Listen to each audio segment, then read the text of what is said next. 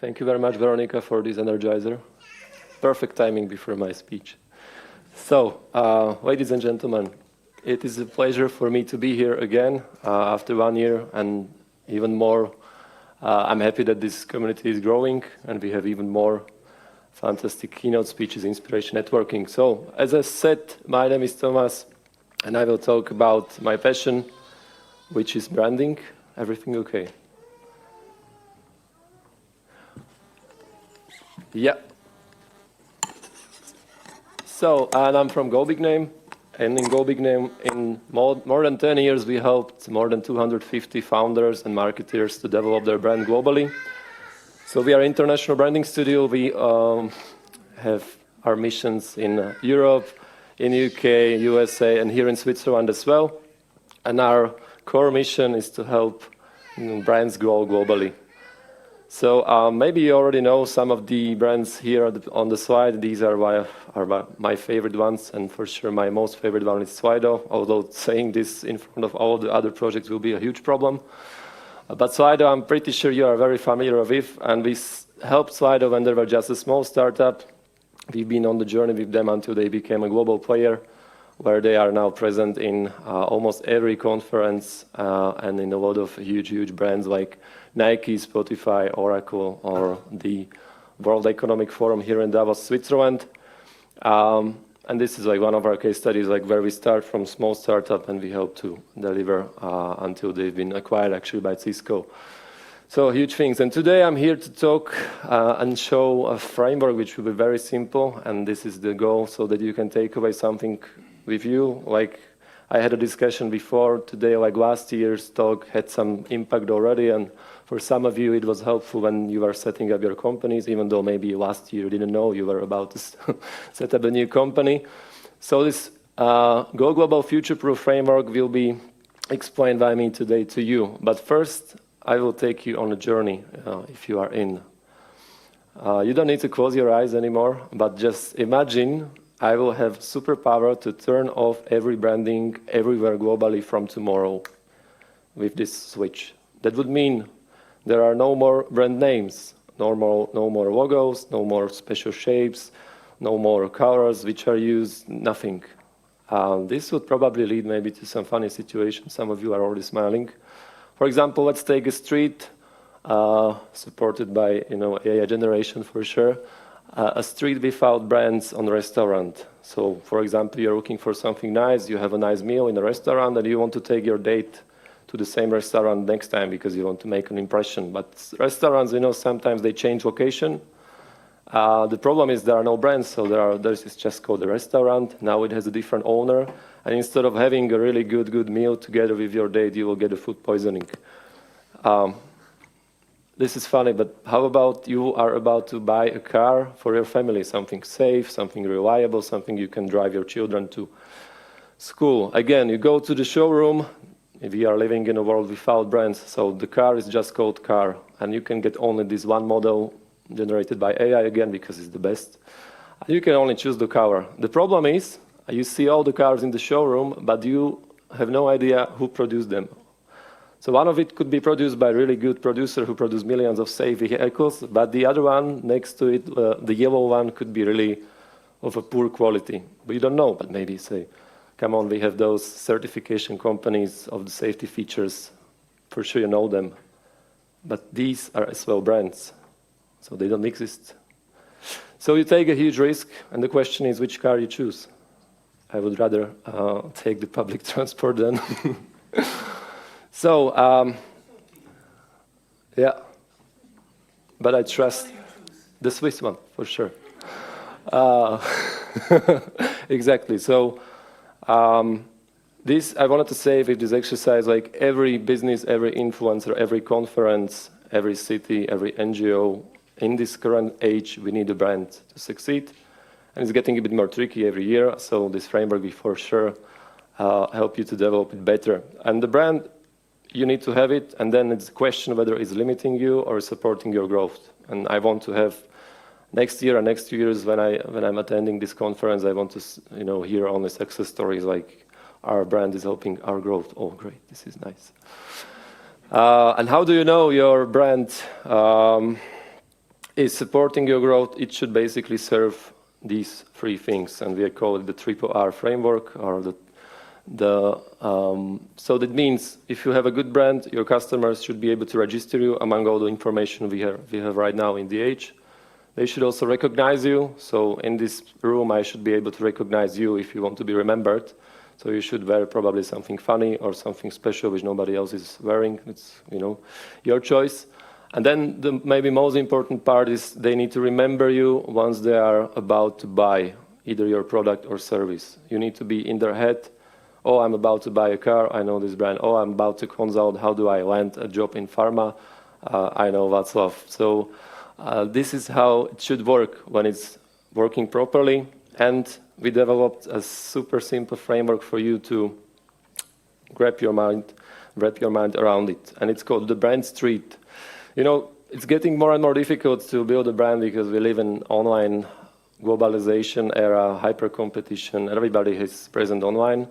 So somehow it's really difficult to get yourself oriented in this space. But we can still do a mental exercise to think about our competitors are present at the same street as we are. So we have a retail store, and next to us there is this other e-commerce, and next to him there is other competitor. And now our customer is walking down the street and looking for a shop where he will buy the product or service.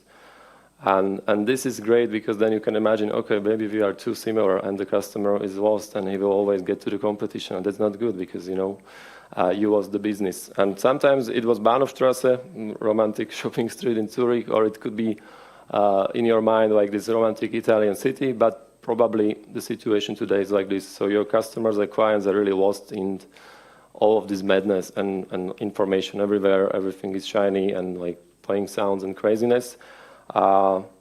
That's why it's even more important to study your brand street. So that means to study the names of your competitors. You want to be as different as possible. Study the fears of your customers and target group, whether there is something specific, they're afraid of something, and you can talk, okay, our brand is targeting this and that, and this could be your advantage. And finally, we will talk about this a bit more today, brand codes. So study a visual brand codes of your competition. And the only rule you should remember today is be unique on your brand street. Super simple. I even got a tattoo I will show you later. Case study. So we are a new company from tomorrow, and we are about to launch a new brand of chocolate. So this is our brand street. All of our competitors, global players, huge heritage, all of the different colors. So what do? How we are different? Maybe we change the status quo and we change the shape, which is very typical for chocolate bars, and we make it triangular, and we bring to life Toblerone. And thanks to this uniqueness, they are very successful with not so many money they need to put in, and they became a challenger in this category, even though maybe they were a bit later stage. So. Okay, we are not all in chocolate industry, so if I have an online business, e-commerce, how to apply this being unique on the brand street to this segment? So this is our client, fantastic thing. So if you live in Switzerland, you can rent equipment, electronics, MacBooks, iPhones, instead of buying, so it's very ecological, economical, fantastic thing. They are part of Migros Group, which is the biggest investment house. Fantastic. And you know how it goes. The startup focuses first on the product, the development, the distribution. The brand is just there. We need to be called somehow. So once they get certain financing and traction, they start to think about it. This is where we came into the discussion. So this is what they develop. It's nice. I like it, but that's not the argument. The problem started when they realized this is their main competitor, Grover, then maybe Klarna, and then they chose the color red, which is not nice if your stronger and bigger competition looks the same. So basically, with your marketing budget, you are supporting your main competitor. If you are, NGO, that's nice, but if you want to do business, probably not. So what did we do? Study the whole competition of the brand street of and try to figure it out. Okay, clearly red doesn't work. What can work? Probably yellow. Do we like it? Nobody cares. It works. It's different. It will save you money. But I like yellow, just to be clear. So is now yellow, but we didn't stop there, of course, because this would be just, wow, you are changing colors for money. Congratulations. we were developing the brand. We wanted to bring story to everything, even when the logo is not present. So we bring something which is very crucial for the business, and that's the difference. When you are buying something, you have it for a while, but when you are renting, you can choose. It's for 1 month, for 3 weeks, for half a year. So it's always a time period, and people are now already used to calendars and like selecting, okay, this is my vacation, fantastic times. So we brought this visual clue, which is already in all of our brains, and made it the uniqueness of and change it to active brand asset, which is now connecting all communications. So if you have online ads, if you have Facebook, if you have, I don't know, web banners, everywhere is this calendar element, which is very interactive. You can animate it. And even if you don't look at the logo, you will later know, okay, this is talking to me. So there will be a campaign soon. Hope I'm not spoiling a lot of things, but yeah, it's cool. I already saw it. So that's And now it looks like this, so much better against the fight with competition. And here is how things work if you are, I don't like this thing. I like to follow trends. These are much better. So just for you, this is what you shouldn't do. Someday somebody really clever came up with this kind of illustration, and then like big companies start to use them, and then like the marketers, they go on conferences like this and they see, okay, this really works, so we need to probably implement them as well. And then this happens. So you saw Microsoft, all the big players, and then the small startups, they start, oh yeah, we need to also get the illustration. They're really powerful, and we will grow with, but probably not if you are, completely same and you are fighting for the same customer. And how about like fintech startups? So this is a slide with 30 screenshots of 30 different companies, not one, but 30. So yeah, we have a problem there, and just be careful, do not follow trends, and try to be unique on your brand street. That's all what you want if you want to grow faster. The third thing I want to talk about is the era of attention crisis we live in. I think you already know, maybe looking at the kids, or maybe, how many of you have watched the movie and then in between checked Instagram or social media? I don't know, 10 years ago, probably not even like a thing, but now it's a huge thing. So scientists measured that our attention when consuming online media is under 2 seconds on average. And now try to explain how your brand is better, how your product is faster, more economic, under 2 seconds. If I'm already scrolling, 5 kitty images later. So there is no time for arguments, no time for rational thinking. There simply is no time. So that's why your brand needs to be what we call the split-second brand. And for that, you need the lighthouse. So again, something which we are all familiar with. We challenge to a framework. So who is this gentleman? Maybe you can help me. Elon Musk, exactly. What is he doing? TED Talk. How do you know? Wow. So this is the brand lighthouse. I don't even see the whole TED logo. I don't even know if this is like letter T or E. We already know this is TED Talk. And it's crazy because just a fragment behind somebody. And how they achieve that? By consistency. So every TED conference, if it's the TED Original or TEDx, the independent, has always the huge logo behind the speaker and always the red carpet. Maybe we need to think about something here for next year. And they are super consistent. So if you Google TED, you get the same feeling. If you watch YouTube videos, if you read articles, always the huge signage behind. So they build a lighthouse, and you can recognize it under 2 seconds where you're scrolling with puppy videos.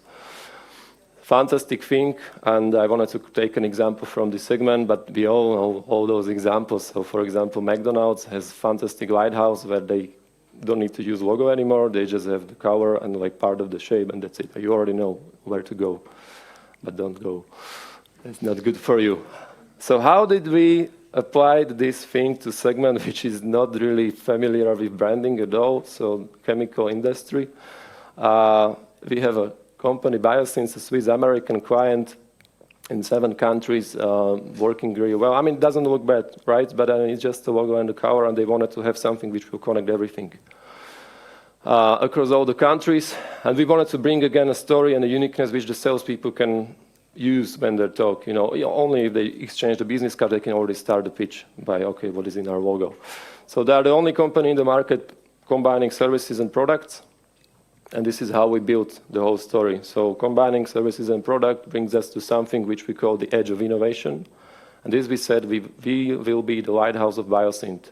So we create a logo out of it, and then we create an active symbol, active brand asset, where everything now, offline and online, will be in this, under this edge of innovation. Whatever information you want to share, it will be always in this format. So this will be connecting your booth at the expo, your social media, even your packaging, which usually is very boring in chemical industry. So now it has this edge of innovation always present, that you can start to talk about how it's important, how we are different. Even if you are, for example, hiring new people, it could be done in a way where the new generation is attracted to in an animated way. And this is very simple. So the brand Lighthouse. Coming to an end, just to wrap it up, it's very easy. So just remember these three things. Your brand needs to be helping you, not limiting you. You should always start with studying your brand street. This will save you a lot of money and time, actually, even though it sounds, wow, we have a lot of competition, but do the homework. And then try to build such White House as we showed you today, the TED or Biosynth or McDonald's, whatever you prefer. So I'm here to help also you, so CometX members, to go global with your ventures, projects, and brands. So I'm here until the end of time today, the end of beer. So let's meet and chat, and it was a pleasure. Again, here is my LinkedIn QR code if you want to connect. Thanks a lot.